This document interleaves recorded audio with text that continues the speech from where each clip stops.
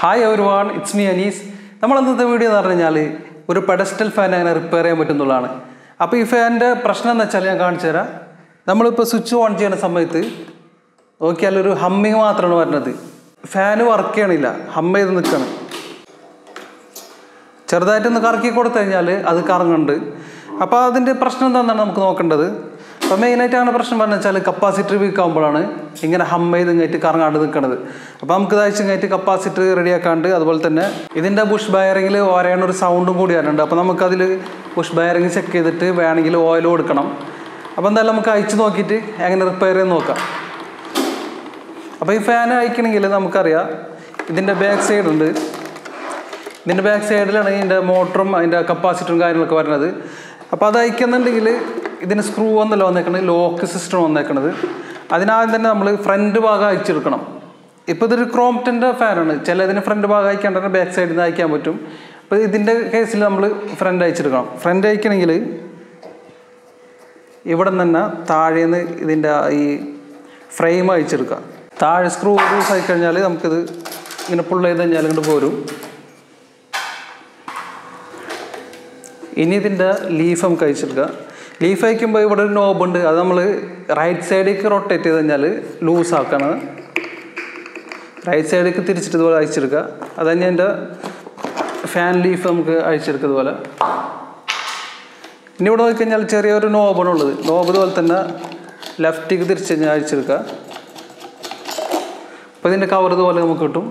നമ്മളിതിൻ്റെ ഈ ഭാഗത്തൊക്കെ നോക്കിക്കഴിഞ്ഞാൽ ലോക്കിംഗ് സിസ്റ്റം വന്നിട്ടുള്ളത് 1, 2, 3, 4 ലോക്കുമ്പോഴാണ് ഈ ബാക്ക് കവർ നിൽക്കുന്നത്. ആ ലോക്ക് അഴിക്കണമെന്നുണ്ടെങ്കിൽ ഇതിവിടെ ചെറിയ ഒരു പോർഷൻ ഉണ്ട്. അത് മുകളിലേക്ക് ഒന്ന് പ്രസ് ചെയ്ത് കഴിഞ്ഞാൽ ഇത് താഴോട്ട് പ്രസ് ചെയ്താൽ നമുക്കിതുപോലെ ലോക്ക് പിടിക്കുക. ഇനി നമ്മൾ ഇതിൻ്റെ ബാക്ക് കവർ ഒന്ന് ഊരെടുക്കുക. ഇതുപോലെ ഒന്ന് വലിച്ചു കഴിഞ്ഞാൽ ബാക്ക് കവർ നമുക്ക് ഊരെടുക്കാൻ പറ്റും. ഇപ്പോൾ ഇവിടെ നോക്കിക്കഴിഞ്ഞാൽ ഇതാണ് ഇതിൻ്റെ വയറിങ് വന്നിട്ടുള്ളത്. ഇതാണ് ഇതിൻ്റെ കപ്പാസിറ്റർ. മെയിനായിട്ട് ഈ കപ്പാസിറ്റർ കംപ്ലൈൻ്റ് ആവണം ഇതിൻ്റെ പ്രശ്നം പറഞ്ഞത്. അപ്പോൾ നമുക്ക് കപ്പാസിറ്റർ മാത്രമായിട്ട് ഇതുപോലെ അഴിച്ചെടുക്കാൻ പറ്റും. ഇതാണ് ഇതിൻ്റെ മോട്ടർ വന്നിട്ടുള്ളത്. ഇവിടെ നോക്കിക്കഴിഞ്ഞാൽ 2 വയറാണ് കപ്പാസിറ്റർ വന്നിട്ടുള്ളത്.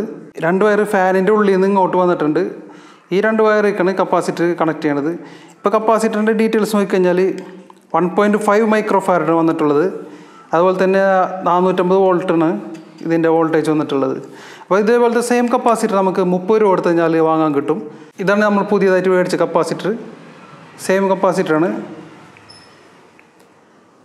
ഇത് കുറച്ച് വലിപ്പം കൂടുതലുണ്ട്. വലിപ്പം കൂടുതലുണ്ടെങ്കിൽ ചിലപ്പോൾ സീറ്റിംഗ് ആവുന്ന ചില പ്രശ്നം വരും. നമുക്ക് എന്തായാലും ഫിറ്റ് ചെയ്തിട്ട് നോക്കാം. പരമാവധി നമ്മൾ ചെറിയ കപ്പാസിറ്റർ ആണെങ്കിൽ ചെറുത് തന്നെ വാങ്ങാൻ ശ്രമിക്കുക. ഇപ്പോൾ ഇത് നോക്കിക്കഴിഞ്ഞാൽ രണ്ടിലും ചെറിയ മാറ്റമുണ്ട്. അപ്പോൾ ചില ഫാനിൽ ഇത് വണ്ണം കൂടിയത് മേടിച്ച് കഴിഞ്ഞാൽ അതിൻ്റെ കവർ സീറ്റിംഗ് ആവാൻ പ്രശ്നം ഉണ്ടാവും. അതൊന്ന് ശ്രദ്ധിക്കുക. ഇനി നമ്മൾ ഈ കണക്ഷൻ പിടിച്ചെടുക്കുക.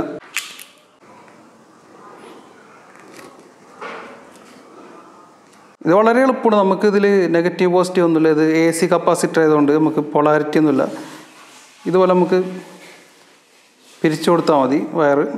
ഇപ്പോൾ നമ്മൾ കപ്പാസിറ്റർ ഇവിടെ കണക്ട് ചെയ്ത് കൊടുത്തിട്ടുണ്ട്. ഇനി നമുക്കിത് ഓൺ ചെയ്ത് നോക്കാം. പഴയ കംപ്ലൈൻറ്റ് ശരിയായിട്ടുണ്ടാവും നോക്കാം. ഇപ്പോൾ ഇവിടെ നോക്കിക്കഴിഞ്ഞാൽ ഫാന് വർക്ക് ചെയ്യുന്നുണ്ട്.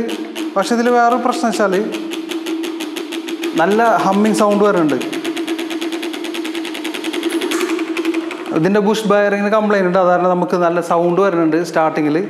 അപ്പോൾ നമുക്കതിൽ കുറച്ച് ഓയിൽ എടുത്തിട്ട് റെഡിയാക്കാം. ഇത് ബയറിങ് കംപ്ലീറ്റ് ലൂസായിട്ടുണ്ടെങ്കിൽ അത് മാറ്റേണ്ടി വരും. ഇപ്പോഴത്തെ കണ്ടീഷനിൽ ഇത് ലൂസായിട്ടില്ല. നമുക്കത് ഓയിൽ കൊടുത്തു കഴിഞ്ഞാൽ റെഡിയാക്കി കിട്ടും. ഇനി നമ്മൾ ഈ ബുഷ് ബയറിങ്ങിൽ കുറച്ച് ഓയിലൊന്ന് കൊടുക്കുക. കാരണം വെച്ചാൽ അത് ഫുള്ള് ഡ്രൈ ആയിട്ടുണ്ട്. അതിൻ്റെ സൗണ്ടാണ് നമുക്ക് അവിടെ വരുന്നത്.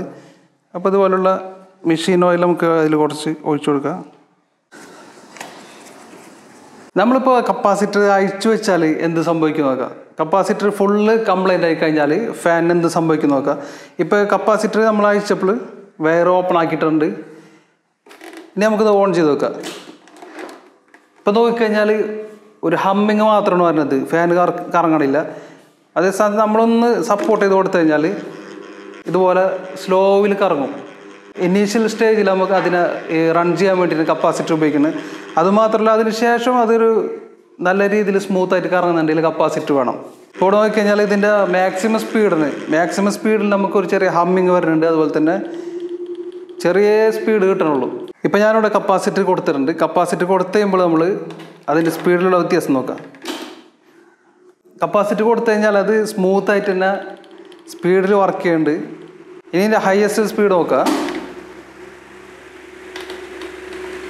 ഇതിൻ്റെ ഹയസ്റ്റ് സ്പീഡ് നോക്കിക്കഴിഞ്ഞാൽ നല്ല സ്മൂത്തായിട്ട് നല്ല സ്പീഡ് കറങ്ങുന്നുണ്ട്. അപ്പോൾ അതാണ് ഇതിൻ്റെ ഒരു വ്യത്യാസം വരുന്നത്. ഇനി നമുക്ക് ഈ കോണ്ടാക്റ്റ് സേഫ്റ്റിക്ക് വേണ്ടിയിട്ട് ഇൻസുലേഷൻ ടേപ്പ് ഒന്ന് ചുറ്റി കൊടുക്കണം. 2 കേബിൾ നമ്മൾ സെപ്പറേറ്റ് ആയിട്ട് തന്നെ ഇൻസുലേഷൻ ടേപ്പ് അടിച്ചു കൊടുക്കുക. ഇനി നമ്മൾ ഇതിൻ്റെ സ്ക്രൂ കപ്പാസിറ്ററൊക്കെ പഴയ പോലെ തന്നെ ഫിറ്റ് ചെയ്ത് കൊടുക്കുക. ഇനി നമുക്ക് ഫാന് പഴയ പോലെ തന്നെ ഫിറ്റ് ചെയ്ത് വെക്കാം. ഫിറ്റ് ചെയ്യാൻ വളരെ സിമ്പിളാണ്. ഇതുപോലെ തന്നെ വെച്ച് കൊടുത്താൽ മതി. ബേക്കിൽ നിന്ന് പ്രസ് ചെയ്ത് കൊടുത്തു കഴിഞ്ഞാൽ ആ ഭാഗങ്ങളൊക്കെ ലോക്ക് ആയിക്കോളും. അപ്പോൾ ഇത് ലോക്കായിട്ടുണ്ട്. ഇനി നമുക്ക് ഓരോ പാർട്സായിട്ട് ഫിറ്റ് ചെയ്ത് കൊടുക്കാം. ഫാൻ ഹാങ് ചെയ്യാനുള്ള ഒരു ഹുക്കാണ് ഉള്ളത്. ഇത് ടോപ്പ് സൈഡിൽ വന്ന രീതിയിൽ നമുക്ക് ഇവിടെ സെറ്റ് ചെയ്ത് കൊടുക്കാം.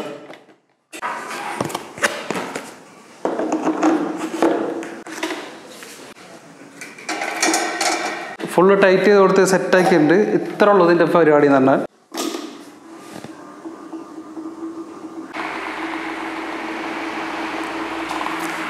അപ്പോൾ ഗൈസ്, നമ്മൾ ഇന്നത്തെ വീഡിയോയിൽ ഒരു പെഡസ്റ്റൽ ഫാനിൻ്റെ കപ്പാസിറ്റർ പോയാൽ എന്താ സംഭവിക്കും, അതെങ്ങനെ നമുക്ക് റിപ്പയർ ചെയ്യാൻ പറ്റും എന്നുള്ളതാണ് കാണിച്ചത്.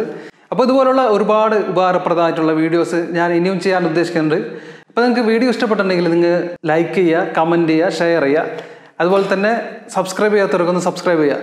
അപ്പോൾ ഇതുപോലത്തെ ഒരുപാട് ഉപകാരപ്രദമായിട്ടുള്ള വീഡിയോ ആയിട്ട് നമുക്ക് വീണ്ടും കണ്ടുമുട്ടാം. അതുവരെയും ബൈ.